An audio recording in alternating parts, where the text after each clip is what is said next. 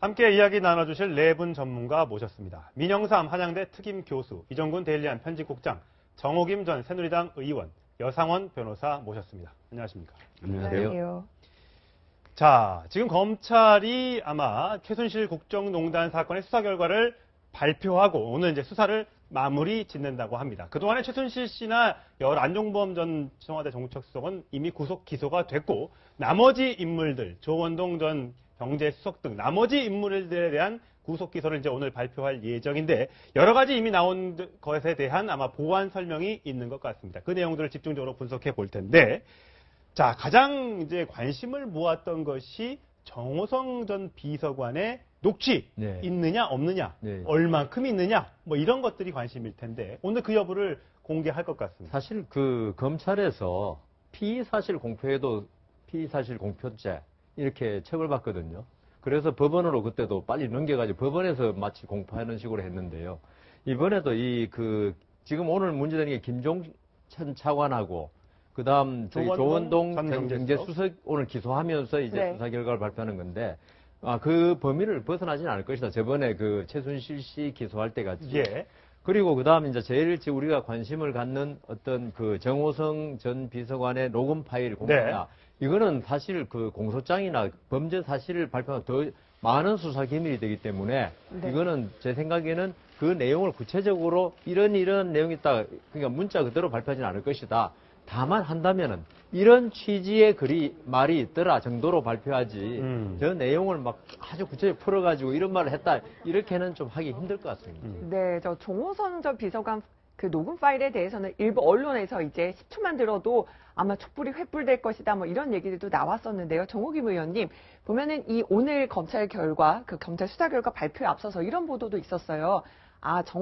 정호성 비서관 그 녹음 파일을 보니까 박 대통령과 통화한 내용보다 오히려 최순실 씨와 통화한 내용이 더 많은 것으로 나타났다. 이런 보도도 나왔었거든요. 네, 그렇지 않아도 그 대통령 비서관으로서의 3인방이 박 대통령을 보좌하기보다는 최순실이라는 여성을 보좌한 것이 아니냐라는 의혹과 비난이 많았었는데 상대적으로 이제 통화 횟수가 많다는 사실이 알려지면 마치 또 이제 그것을 또 한번 확인하는 그러한 그 모습이 될 것 같고요. 조금 전에 말씀을 하셨듯이 과연 그 검찰이 비공식적으로 얘기했다는 촛불이 횃불 그리고 대통령의 무능 그리고 최순실을 최 선생님으로 호칭했는지의 여부에 대해서 오늘 밝혀질지는 모르겠습니다만 검찰로서는 이제 오늘 최후 그 수사 결과를 발표해야 되는 시점이고 특검으로 넘겨야 되기 때문에 그들이 하느라고 했다라는 모습을 보여줄 수 있는 선까지는 뭔가를 보여주려고 하지 않겠느냐 이렇게 이제 추측을 할 수가 있겠죠. 네. 자, 이게 이제 과연 이제 결국은 대통령이 공범이라는 게 최순실 할 때도 공범, 안종범 전 수석에도 공범, 다 공범으로 지금 표현이 되고 있잖아요. 근데 아직 대통령은 공범으로서 조사를 받지 않았기 때문에 특검 가야지 결과가 나올 것 같습니다. 그렇습니다. 이게 만약에 전부 다 공범으로 인정되면 대통령도 굉장히 큰 벌을 받지 않을까 싶은데요. 네, 그렇습니다. 그런데 이제 일단 검찰 수사는 반쪽 수사라고 우리가 할 수가 있겠죠. 왜냐하면 실질적으로 당사자의 진술이 하나도 없는 그런 그 부분이 공소장이 일단 공소장으로는 제시가 됐지만 그럼에도 불구하고 사실상 특검이 해야 될 가장 큰 일 중에 하나가 바로 박 대통령의 진술을 들어야 되는 부분 아니겠습니까? 지금 좀 전에 촛불이 횃불이 될 것이다. 이런 부분은 말씀하셨는데 그 검찰 관계자가 사실은 공식적으로 이야기하는 부분은 하나도 없었어요. 언론에 그렇게 알려졌다. 이 정도라면 검찰이 그러니까 검찰 특수본에서 한 검찰이 일부러 흘려서 압박을 하는 그런 수단으로 아마 사용했던 것 같고요. 이 특검에서 일단 대통령의 어떤 진술을 대면 조사를 하기 위해서 서면 조사는 어차피 그건 아무 의미가 없으니까 또 이제 뭐 그거는 정답지를 다 노출한 것이다라고 박영수 특검도 얘기했으니까 아마도 가장 이 120일 동안 주력해야 될 것이 대면 조사. 실질적으로 어떻게 대면 조사를 할 것인가. 그런데 강제 수사는 불가능하다고 보통 법조계에서 그러지 않습니까? 왜냐하면 뭐 만약에 몇월 뭐일 날 어디까지 나와라라고 했을 때 안 나오면 뭐 체포영장을 발부받아야 되는데 지금 아무리 탄핵 소추가 가결이 됐더라도 사실 대통령직은 유지하기 때문에 체포는 역시 불소추에 의해서 체포는 될 수 없으므로 박영수 특검이 하려고 하는 것은 지금 좀 전에 했던 검찰이 했던 것처럼 뭐 촛불 횃불 같이 아주 강한 압박을 할 것이다. 대통령이 갖고 있는 가장 큰 약점들을 수사를 통해서 계속 언론에 데일리 브리핑을 하면서 압박을 해서 대통령이 스스로 나와서 해명을 할 수밖에 없는 그런 지경까지 압박을 해서 대면 조사를 성사시킬 것이다. 네. 이렇게 네. 보고 있습니다. 지금 검찰 수사 결과 발표된 내용이 지금 속속 올라오고 있는데 지금 이 부분이요. 자, 895회 지금 정호성 전 비서관과 최순실 씨가 지금 통화한 것이요. 지금 다 분석을 해보니까 지금 895회. 그러니까 2013년 2월이니까 대통령이 취임해서 청와대 근무할 때부터 1년 한 10개월 동안에 895회니까 거의 최순실 씨하고 같이 업무를 협의하거나 또 네. 업무 지시를 받았다거나 우선 저 정황으로도 우선 그렇게 말씀드릴 수밖에 없는 거죠. 그런데다가 또 더더구나 뭐 그 조리장의 증언에 의해서 동아일보 단독 보도한 거기에 의하면은 일요일 날 회의한 건 따로입니다. 그러니까 직접 둘이 만나서 대화한 건 따로고 전화 통화로만 895회를 네. 이렇게 했다고 1년 생각하면 10개월 동안입니다. 그것도. 그러니까요. 네. 이 맞아. 이게 청와대 대통령이 근무하면서부터 1년 10개월 동안에 통화가 895회니까 365에서 340, 600, 한 700일도 안 되는데 895번이면 하루에 하루에 한 번 이상 했다는 네. 거네요. 그러니까 이게 계속 해오다가 지금 1년 10개월 아닙니까? 예. 그러면 2014년 12월까지거든요. 그러네. 12월 달이 언제입니까? 바로 정윤회 씨 문건 사건 터지니까 몸을 좀 사린 거 아니냐 네. 그런 생각이 듭니다. 예. 895회를 음성 파일로 가지고 있었다면 전화기 안에는 불가능한 얘기고요. 단말기 안에 어떻게 895회 음성 파일이 저장을 할 수 있겠습니까? 그건 아마도 다른 곳에 또다시 그것을 아마 복사해 놓은 상태였을 겁니다. 네. 그러니까 이 정호성 비서관이 사실은 이게 일을 철저히 하기 위해서 그것 하나도 안 지운 거죠. 그러니까 어느 정도 되면 지우고 해야 되는데 처음에 기록부터 지금까지 음성 파일을 하나도 지우지 않고 갖고 있었다. 네. 그건 어떤 의미일까요? 전화기를 갖다가 한 대 사용한 게 아니고 여러 그러니까 대니까요. 여러 대 있는 걸 전부 다 지금 뽑아내서 검찰이 지금 가지고 있는 대화 파일도 지금 어떤 것들이 있는지 일단은 박 대통령 취임 전에는요. 그러니까 정호성 비서관과 최순실 씨가 통화한 것이 바로 11개인데 5시간 분량이 된다고 합니다. 그런데 취임 후에는 어땠냐? 또 정호성 전 비서관과 최순실 씨 대화가 8개 파일, 16개 분량입니다. 근데 증거가 참 많이 나온 게요. 지금 네. 보니까 옛날 거는 그러다 치더라도 대통령 취임 후에 정호성 스마트폰 폴더폰에서 녹음 파일이 236개가 복구가 됐기 때문에 지금 거기에 뭐, 상당한 내용이 네. 있을 것이고 안종범 전 정책수석의 업무 수첩이 17건이 있는데 한 건당 30쪽이라고 합니다. 그러면 도대체 여기서 나온 그 업무 지시나 이런 것들이 얼마나 많이 있겠습니까? 대통령이 사실상 변호인을 통해서 이건 말도 안 된다라고 얘기했지만 여기에 나온 증거를 검찰이 갖고 있었기 때문에 살짝만 들어봐도 정말 누가 대통령이었는지 헷갈릴 정도라고 했던 검찰의 중간적인 발표 내용, 바깥으로 흘러나온 내용들이 이게 맞는구나라는 생각이 듭니다. 그러니까 이제 대통령이 보통 이렇게 대수비라든지 국무회의에서도 보면은 뭐 저런 것까지 저렇게 지시를 하나 할 정도로 깨알 지시를 했는데 그 깨알 지시의 어떤 그 역풍 같습니다. 그러니까 지금 안종범 수석의 17개 수첩도 그렇고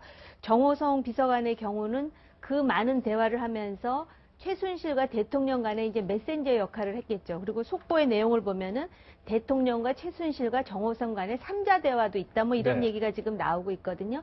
그런 걸로 봐서는 저 내용 가지고도 충분히 그 대통령의 어떤 혐의 사실을 입증할 수 있다라고 특검은 자신하지 않을까 이런 생각이 들고요. 특히 안종범 경제수석 같은 경우는 17개의 수첩이 대통령의 지시에 의해서 자신이 꼼꼼히 기재했다라고 이미 진술을 한 것으로 되어 있습니다. 그렇기 때문에 사실 이 부분과 관련해 가지고는 어떻게 그 빠져나갈 수 있는 네. 그런 공간은 별로 없으리라 이렇게 추측이 됩니다. 네, 어쨌든 최순실 씨로 흘러 들어간 자료들이 우리가 많이 알고 있습니다만 오늘 검찰이 확인해 준 거는 초대 장차관 등 인사 자료, 외교안보 기밀, 대통령 일정 이런 걸 다 보냈다고 하고요. 어떻게 그러면 열람을 했냐? 정호성, 최순실 두 사람이 이메일 아이디와 비밀번호를 공유해서 공유했다. 문건을 다 봤다는 겁니다. 지금 청와대 출입하시면 알겠지만, 청와대 출입해 보셨으면 알겠지만, 청와대에 있는 어떤 그런 각종 정보들 또는 그런 것들을 사실은 이메일 아이디를 기자들은 기자들 이 아이디를 또 공유해야 되잖아요. 그 아이디를, 그러니까 청와대 내부의 비서관, 정호성 비서관의 아이디를 사실은 이 최순실 씨한테 공유를 했다는 거죠. 자신의 아이디를 공유를 했다는 건 어디서든 청와대에 있는 정보를 최순실 씨가 접근 가능하게 공개를 했다라는 예. 뜻으로 전 해석이 예. 되는데, 이건 무슨 문건을 갖다 줬다 이런 개념이 아니라 청와대의 방어막을 완전히 다 틀어줬다, 예. 다 보여줬다라는 그런 뜻으로 해석이 됩니다. 예. 이게 가능한 일일까요? 저는 참 지금 이렇게 무언가를 정호성 씨가 이 정보를 전달했다라는 의미로만 파악을 했는데, 네. 이 부분은 정호성 씨가 자신의 아이디를 최순실한테 공개를 해서 최순실 씨가 청와대에 들어와서 이 정보를 봤다, 이렇게 해석이 되는데 예, 그렇죠. 네. 지금까지의 내용을 보면 이미 언론에서 그 보도된 거하고 별로 차이가 없습니다. 왜냐하면 그 그레이트 팍 1819 해가지고 네. 아이디 공유했다는 얘기도 이미 예. 나왔었고요. 그다음에 뭐 장차관 임명이라든지 외교의 중요 문건이라든지 일정과 관련해서, 그리고 또 얼마 전에 청문회에서 차은택이 그렇게 말하지 않았습니까? 마치도 대통령과 최순실이 공동 정부를 운영하는 것 예. 같다라는 부분이 굉장히 충격적이었는데, 오늘 이 검찰의 발표에 따르면 그걸 마치도 이렇게 확인해 주는 것 같은 지금 그런 내용이 나오고 있습니다. 그러니까 청와대의 정보를 보내준 게 아니고 좀 전에 말씀하신 대로 최순실하고 같이 정보를 처음부터 공유하기로 네. 하고 이렇게 왔다 갔다 했다는 거죠. 예. 그러니까 어떤 그 정호성 씨를 통해서 청와대 정보를 최순실 씨가 달라 그래서 한 게 아니고, 그러니까 아예 처음부터 이렇게 하기로 했다는 느낌이 들 정도로 많은 양의 정보가 왔다 갔다 하는 게 네. 아주 충격적입니다. 또 하나는요, 최순실 씨가 정말 청와대 프리패스로 청와대를 정말 무단으로 드나들었다, 이런 보도를 저희 채널을 통해서 보내드렸는데, 검찰에서 이 부분도 확인을 해줬습니다. 최순실 씨가 청와대 행정관 차량으로 10차례 청와대 무단 출입을 했다, 이렇게 지금 검찰이 확인을 해줬는데요. 사실은 일요일마다 드나들었다면 10차례가 더 될 것 같은데, 일단 검찰은 10차례라고 얘기를 했습니다. 그러니까 그 상황만 지금 현재 네. 2014년 10월 이전 상황만 지금 이렇게 한 게 아닌가, 일단 이렇게 보이고요. 어찌됐건 간에 10차례만 해도 이건 거의 그 보안 손님으로서 프리패스. 근데 앞으로 특검에 가가지고 특검에서 청와대 그 경호 일지라 할까요? 그런 상황을 보면은 훨씬 더, 그러니까 청와대 안에 건물까지 들어갈 때는 정말 그 필요한 그런 상황이 또 있었기 때문에 그 서류상으로 남아 있어서 특검이 이 부분을, 무단 출입 부분도 조사를 하면은 최순실 씨뿐만이 아니라 최순실 씨와 같이 들락거렸던 그 일명 보안 손님들도 많이 들어가지 않을까, 그렇게 제가 보기엔 이 10차, 10차례라는 게 11문, 정문을 통해서 들어간 게 10차례 정도가 되고, 기본적으로 관저로 일요일마다 들어갔다면 11문을 통과하지 않았고 다른 문으로 통과했을 가능성이 네. 있기 때문에 이거는 진짜 공식적인 출입 기록이 남은 정도가 아마 이 정도가 아닌가 싶습니다. 그리고 처음엔 아마 행정관 차량, 그러니까 이영선 행정관 차량으로 들어갔을 겁니다. 나중에는 다른 어떤 방법들, 그러니까 지금 보면 최순실 씨 행태가 처음엔 되게 조심스럽게 돼요. 그러니까 관저에서도 처음에 신문지를 가리거나 이렇게 그런 네. 어떤 표현들이 나오죠. 그런데 나중에 굉장히 담대해지거든요. 그 뭐 신문지 가린 정도가 아니라 뭐 거기서 큰 목소리도 내고 했다는 거 아닙니까?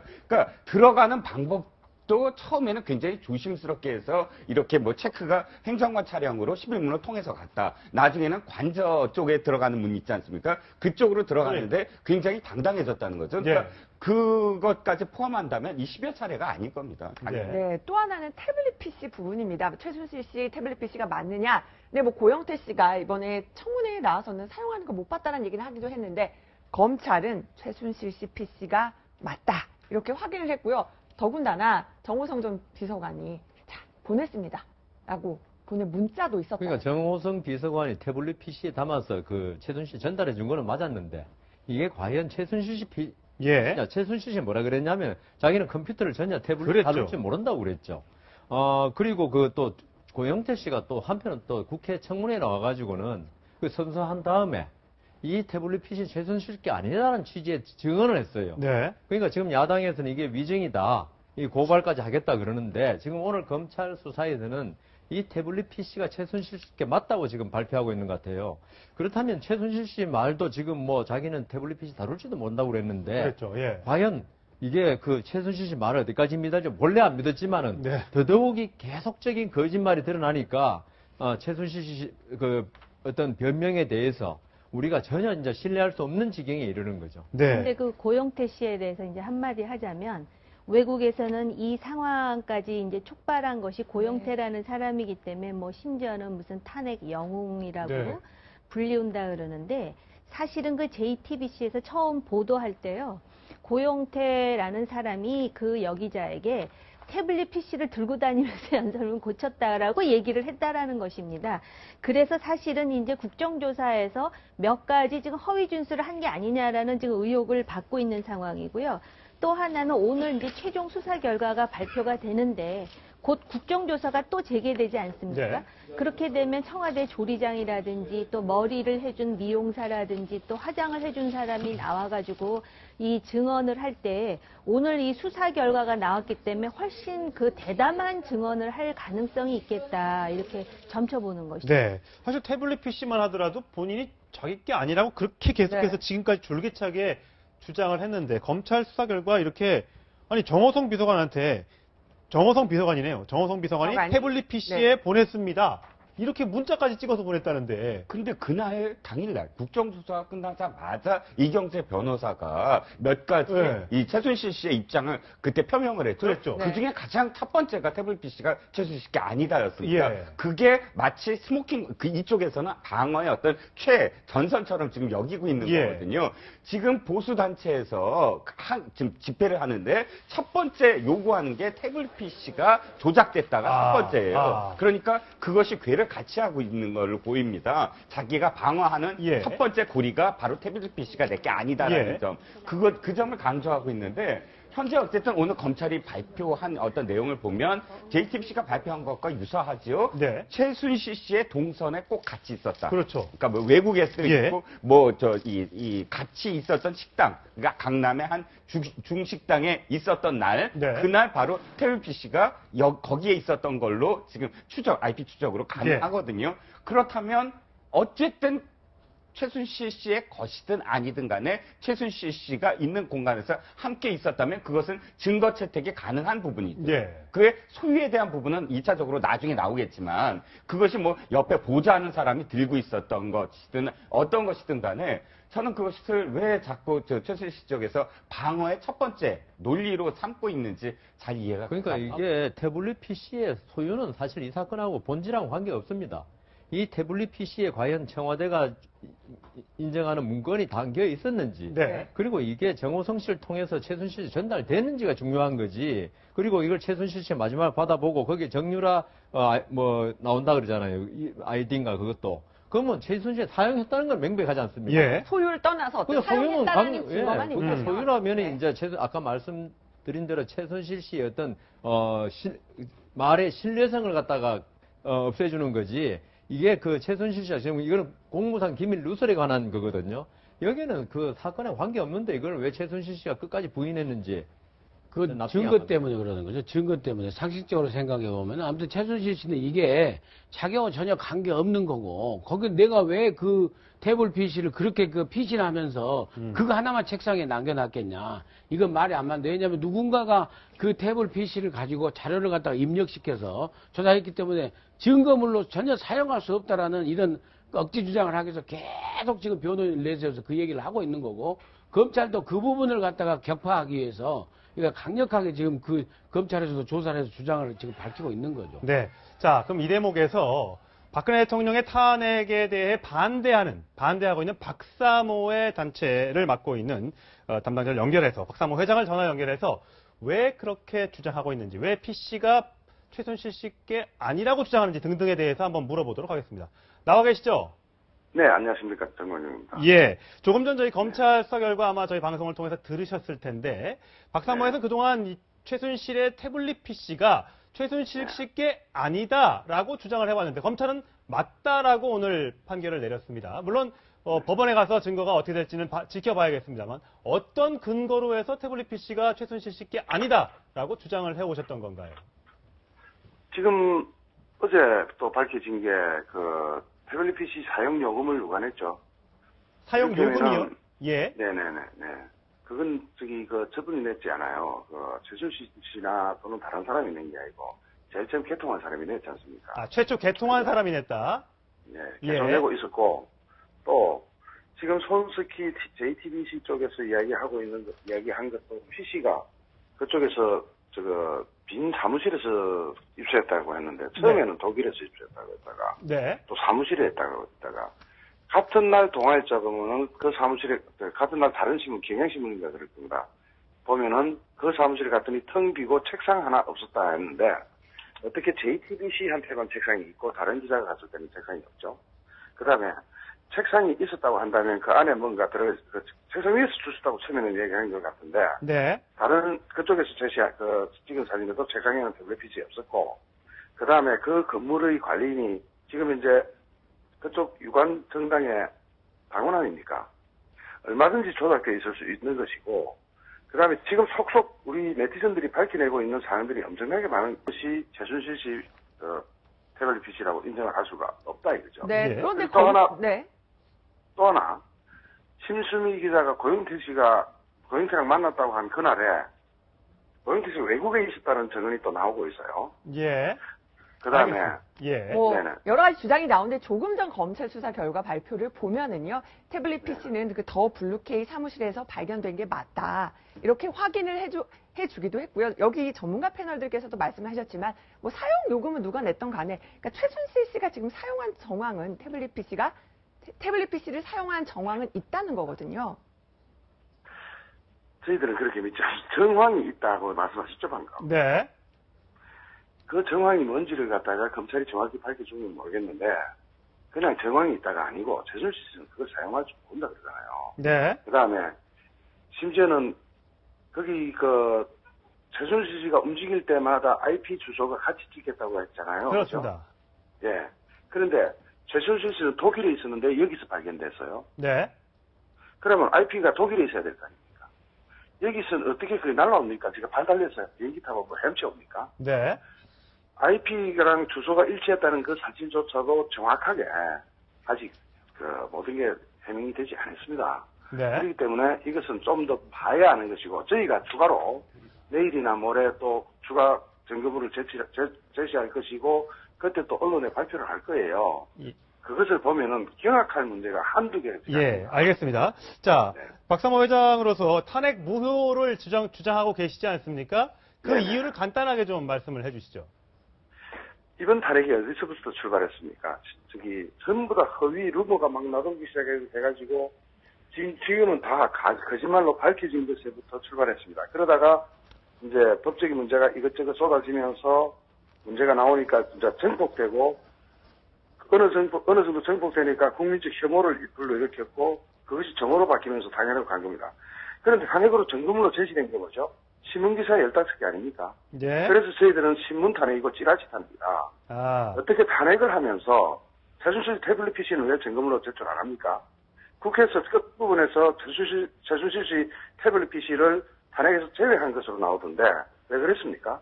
그렇게 정확하게 맞다면 증거물 제시했어야죠. 검찰에 있으니까 증거물로 제시한다고 적기만 하면 되는 건데 왜 안 하죠? 예. 그다음에 예. 적은 탄핵 사유가 검찰 공소장하고 신문기사 15개밖에 없는데 그런 탄핵이 전 세계에 있다고 하면은 전 세계에 알려질까봐 두렵습니다. 부끄럽습니다. 이런 탄핵이 어떻게 있을 수 있습니까? 네. 또 하나 어제 촛불 집회에 맞서서 많은 분들 박사모 회원분들이 나오셨던데 또 이런 얘기도 있었어요. 박사모 집회는 배우가 있는 게 아니냐. 어제 한 매체 인터뷰에서 박사모 회원이 인터뷰하시는데 아유 돈 안 주면 저희가 왜 오겠습니까? 이런 취지로 얘기를 해가지고 또 인터넷상에서 논란이 되기도 했었거든요. 여기에 대해서도 말씀해 주시면 저희들이 감사합니다. 그런 사실을 전부 법정에 가서 밝히기 위해서 특히 그런 사람들을 전부 다 추적해가지고 우리 네티즌이 많으니까 추적해가지고 전부 형사고발 합니다.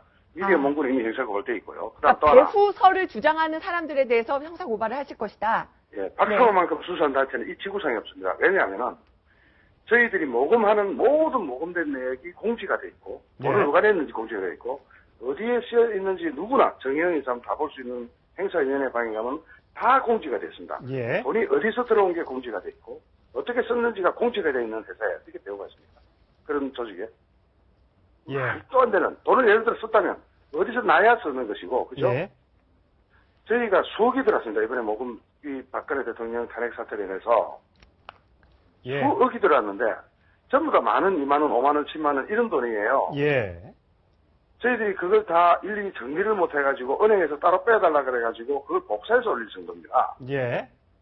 그런 데서 어떻게 그런 루머가 돌 수 있죠? 그 말도 안 되는 루머를. 알겠습니다. 저희가 한번 확인을 해서 다시 한번 네. 보도록 해드리도록 하겠습니다. 오늘 말씀 여기까지 반드시 하겠습니다. 반드시 정정보도 해주셔야 됩니다. 예, 알겠습니다.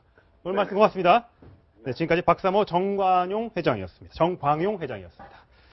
자, 저희 이제 다음 주제로 한번 넘어가 보도록 하겠습니다. 자, 박근혜 대통령이 이제 탄핵 이후에 이제 관저에서 휴식을 취하면서 이제 책 등을 보면서 이제 휴식을 취하고 있다고 합니다. 앞으로 이제 검찰 특검 수사에 대해서 대비를 할 텐데 오늘 이제 새롭게 나온 이제 얘기 중에 하나가 박근혜 대통령이 마지막 국무위원들과의 대화에서 이렇게 얘기를 했다고 합니다. 정말 피눈물이 난다는 게 어떤 말인지 참 알겠다라고 얘기를 했다는데 그 얘기는 피눈물이라는 거는 내가 정말 억울하다라는 뜻을 굽히지 않고 있다라고 봐야 될까요? 네, 저는 그렇게 봅니다. 그러니까 일관성 있게 주장하시는 것이 담화에서도 그렇고 사익을 추구하지 않았다. 그 국가적으로 중요한 사업이다. 그리고 어려울 때 도와준 사람인데 경계 그 벽이 담장이 그 흐트러지는 바람에 그 본인의 어떤 불찰로 이러한 상황까지 이르렀다.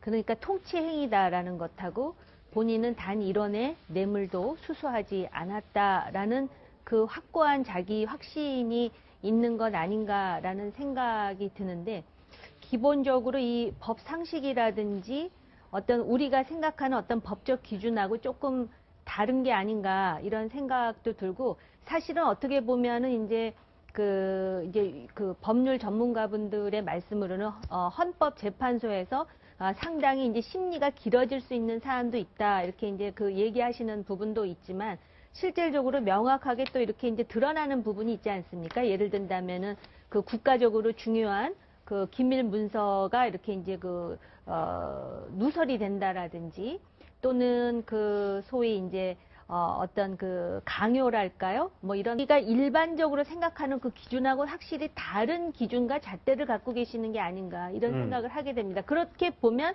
본인으로서는 이제 피눈물 날 수밖에 없는 거겠죠. 예. 네.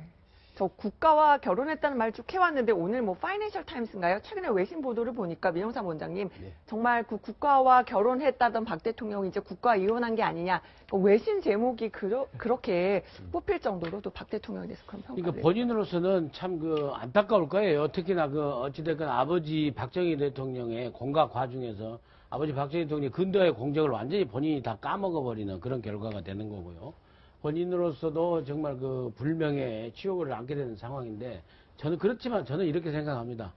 대통령께서는 더더구나 다른 정치인들도 아니고 최고 그 국정치 책임자로서 본인이 아무리 그렇게 하지 않더라도 다른 우리 많은 국민들이 그렇게 생각하면 그 생각하는 것에 대한 책임을 져야 되는 거예요. 네. 그러니까 서른 의원이 아무리 노인 폄하 발언이 아니었다 하더라도 우리 국민과 언론이 다 노인 폄하 발언이라고 생각해 버린 거 아닙니까?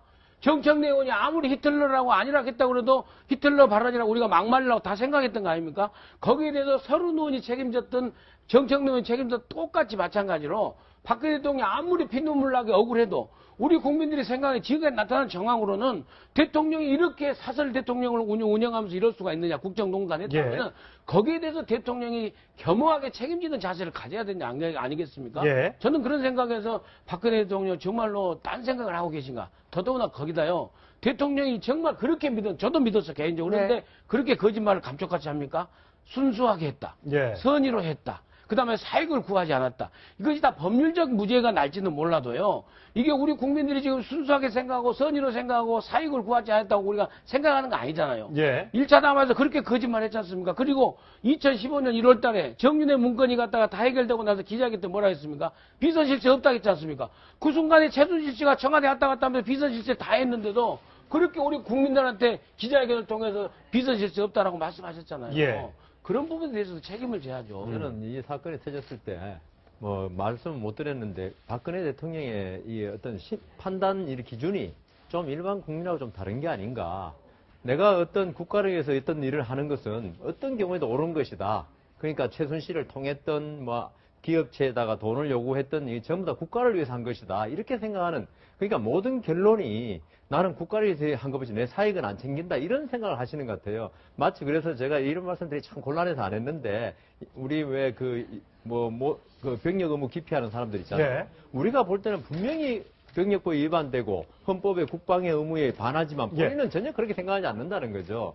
그것처럼 이걸 우리 양심 확신 이런 이야기 들잖아요. 그래서 저는 박근혜 대통령이 저는 거짓말했다고 지금 말씀하시는데, 물론 우리가 볼 때는 거짓말 맞는데 본인 입장에서 거짓말 아니라고 생각할 수도 있어요. 그러니까 이제 지금 이런 사태가 벌어진 거죠. 만일 박근혜 대통령이 자신이 거짓말한다고 생각하고 이랬으면요, 처음부터 최순실을 못 들어오게 했을 거고, 이게 판단을 제대로 했으면, 지금 박근혜 대통령이 이제 하나 변호를 하자면은 잘못한 거는 뭐 누가 뭐라 그래도 다 맞는데 본인 생각이 안 그렇다는 겁니다. 네. 그게 오히려 계속적으로 담화 뭐 검찰 수사를 받겠다 안 받고, 그다음 3차 담화까지 계속적으로 나는 사심이 없이 했다. 이게 나오는 게요, 거짓말이라고 생각할 수 있지만은 어떤 지금 본인은 어떻게 보면 확고하게 믿고 있는지도 모른다는 거죠. 예. 아니 근데 그 일원도 안 받았다 뇌물과 관련해서 이제 특검에서 조사를 해봐야 되지만, 그 담화에서 지금 그 민 원장께서 말씀했듯이 예를 든다면은 뭐 그 정부의 어떤 중요 문건은 정권 초기에만 했다라든지 또는 네. 수사를 받겠다라든지 이런 거는 누가 봐도 거짓말인데, 진짜 변호사님 말씀 맞다나 그것조차도 거짓말로 생각하지 않는다면 훨씬 더 심각한 거죠. 예. 심각하죠. 예, 심각- 맞아요. 왜냐하면은 제 생각에 문건도 있죠. 그렇게 생각할 줄 모릅니다. 내가 국가를 위해서 이게 참 중요한 문건인데 뭐 예지력이 있는 최순실 씨한테 한번 물어보겠다. 예. 그렇게 생각했을 수 있는 예지력이 거죠. 있는지 없는지도 잘 모르겠습니다. 예지력이 없으니까 전부 구속돼 있겠죠. 예. 그래서 사실 1993년에 박 대통령이 썼던 평범한 가정에 태어났더라면, 이런 자서전에 보면 뭐 종교와 관련된 내용이 그래서 많았다고 이제 와서 느껴지는 것 같습니다. 예언이 있다는 것, 또 그것대로 일이 이루어진 예들을 볼 때 역사와 인간의 운명도 모두 다 천명에 따라 각본에 따라서 이루어져 가고 있다는 것을 인정하지 않을 수 없다. 물론 뭐 일기 속에 쓴 내용입니다. 그리고 또 이미 다 정해진 것을 인간들이 모든 것을 자기 뜻대로 할 수 있다고 생각하고 부질없이 무리를 하다가 결국 인생의 패배자가 되고 만다. 뭐 이런 이제 글들이 자서전 일기를 통해서 공개가 됐는데, 네네. 지나고 보니까 네. 저게 최순실 씨를 생각해서 쓴 것인가? 네. 라는 생각이 조금 들어요. 지금 박 대통령의 어떤 그런 그 애국심이나 뭐 이런 심기 또는 뭐 그 이 생각 지금 유추할 때 사실 제일 먼저 그걸 떠올립니다. 74년도. 그러니까 박 대통령의 74년도가 1974년 8월 15일 유경수 여사가 저격됐을 때, 네. 그때 사실 박 대통령의 어떤 심기에 많은 부분 자서전에 보면 회고록에 보면 지금까지의 그 삶, 지금까지의 어떤 내가 인생에 대해서 생각한 것, 그것들이 한꺼번에 바뀌었다라는 표현이 나와요. 그게 바로 22살 때 일입니다. 22살 때 프랑스 파리에 유학을 가 있었고, 유학을 가 있다가 갑작스럽게 대사관에서 전화가 와서 지금 당장 귀국해야 되겠습니다. 이유는 얘기 안 하고. 그래서 일단 귀국을 하는데 공항에서 알았다는 거죠, 거의. 네. 그래서 어머니 유경수 여사가 피격됐다. 그때 충격을 받고 사실은 자신의 인생이 전부 다 사라졌다. 그러니까 22살이라는 것은 사실 꿈만은 사실 큰 짐을 떠안게 되고, 그로부터 5년, 딱 5년이 흐른 후에 아버지마저 저격을 당했는데, 네. 표현이 좀 이렇습니다. 어머니가 저격당했을 때의 표현은 가슴에 칼을 찌르는 듯한 고통이었다고 하고, 아버지가 돌아왔을 때의 고통은 등에 칼을 찔리는 느낌이었다. 그러니까 가슴과 등이라는 표현이 나와요. 칼로 찔리는 듯한 그 네. 표현. 그러니까 어찌됐든 사실 보통의 일반인들이 겪을 수 없는 그런 사실, 그런 그 가족사랄까요? 겪은 건 사실이죠, 사실. 네. 그래가지고 그 어떤 방송에 인터뷰를 하시면서 그 부모님을 그렇게 잃었기 때문에 너무 처절한 그 슬픔과 어떤 고통을 겪었기 때문에 그 다음에는 웬만한 슬픔에 대해서는 슬픔으로 느껴지질 않는다라는 예. 자기 고백이 있어요. 그런 걸 보면은 아마 바로 그러한 상처 때문에 우리 일반인들이 볼 땐 저 엄청 슬프고 막 이렇게 감정이입이 되는 부분에 있어서도 굉장히 우리가 볼 때는 정말 차가웠다는 느낌이 들 정도로 공감이 잘 안 되는 그러한 어떤 트라우마가 생긴 게 아닌가 이런 생각이 들고, 이 지금 조금 전에 읽어주신 자서전은 바로 1993년에 출간이 됐더라고요.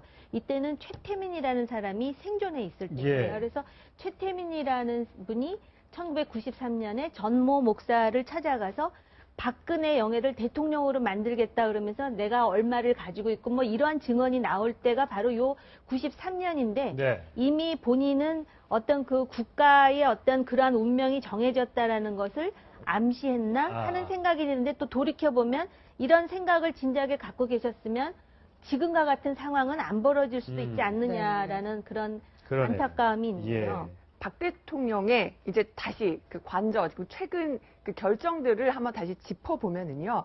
자, 탄핵안이 통과되고요. 직무되기 직전에 박 대통령이 마지막으로 한 인사가 있습니다. 민영삼 원장님 바로 새로운 신임 민정수석을 바로 임명을 했는데, 이분이 지금 과거에 10월 21일에 SNS에 올린 글이 이제 논란이 되고 있습니다. 보면은 뭔가 박 대통령의 뇌물죄를 인정하는 취지로 지금 읽힌다는 거예요. 이게 법률가로서 그 소신이었나 봐요. 예. 원래는 이제 조대한 그 신임 민정수석 조세현 변호사 같은 경우에는 세월호 때 이제 그 부위원장으로 가가지고 세월호 위원장의 그 너무나 정치적 편향성을 갖다가 그 지적하면서 본인이 사표 내고 그래서 극보수가 아닌가. 네. 이런 성향이 있어서 박근혜 대통령께서 마지막까지 버티기, 5기 인사로서 극보수 성향의 인사를 방패 인사를 갖다가 방패 수석으로 삼았지 않았나 이런 생각이 네. 들었는데, 이 초기에 그 이분의 그 어떤 SNS 글을 따른 아주 지금 다시 찾아진 글이 네. 너무 거기 처음에 미르재단하고 K스포츠재단의 문제가 터졌을 적에 이 부분을 갖다가 박근혜 대통령의 그 뇌물죄로 수사를 해야지 네. 검찰이 그렇게 수사를 하지 않느냐라고 예. 이렇게 비판했던 글이 발견돼서 지금 의회의 길로 이렇게 논란이 지금 되고 있는 아니, 상황입니다. 민정수석은 어쨌든 청와대에서 이제 앞으로 박근혜 대통령을 변호해야 되는 그렇죠. 입장인데, 그렇죠. 어쨌든 한 달, 2달도 되기 전에 검찰 잘못했다, 저 뇌물죄로 처벌해야 된다고 했다는 사람을 민정수석으로 받아들인 건 검증이 제대로 안 된 겁니까? 아니면 그때 말이 이 사람이 원래 뜻은 그게 아닌데 내가 그냥 SNS에 그냥 올린 거야, 이렇게 받아들여야 되는 겁니다. 그러니까 검증할 사람이 지금 없는 거죠. 지금 이 상황에 누가 검증하고 하겠습니까? 박근혜 대통령이 사실 조대환 변호사가 계속적으로 박근혜 대통령 주위에서 계속적으로 돌았지 않습니까? 그래서 여러 가지 뭐 자리도 했다가 말고 예. 말고 했는데, 그리고 지금 그 검증이 거의 안 됐다. 다만 조대환 변호사가 박근혜 대통령을 가장 이 탄핵 결정 기간 동안 옆에서 보좌할 사람이라고 본 것 같아요. 네. 근데 이 뇌물죄에 관한 거는 이거는 원론적인 거고요. 제가 법률가라면 누가 봐도 이건 뇌물죄가 될 수 있겠다. 네. 이런 생각을 했는데, 조대환 변호사 사실 그때 민정수석이 되리라고 생각도 못했죠. 왜냐하면 이미 될 것 같았으면 조대환 수석이 최재경 예. 수석이 앞서서 됐지. 예. 그 최재경 수석이 됐다가 조대환 수석 된 건요. 제 생각에는 조대환 수석도 전혀 생각하지 못했던 부분이다. 네. 지금 이게 이제 우리 네티즌들이 워낙 SNS를 잘 뒤지니까 발견해서 그렇지. 금태섭 의원이 그 글을 예. 또 오늘 소개를 했어요. 근데 제가 네. 잘 몰라서 한 가지 질문을 드리려고 그러는데요. 지금 그 조대한 민정수석이 대통령을 보좌할 수 없지 않습니까? 오히려 권한대행인 황교안 총리를 보좌해야 되고 대통령에게 공식적으로 보고하거나 해서는 안 되는 걸로 알고 있거든요.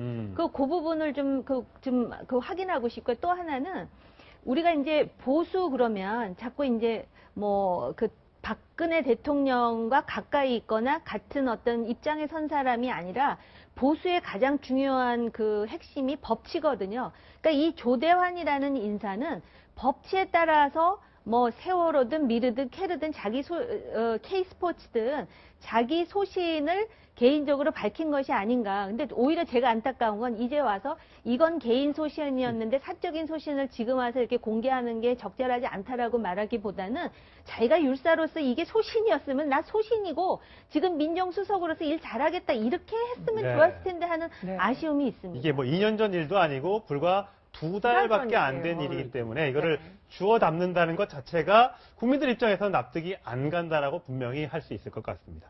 다음 주로 넘어갈 텐데 제가 준비한 영상이 있습니다. 한번 보신 뒤에 얘기를 나눠보겠습니다.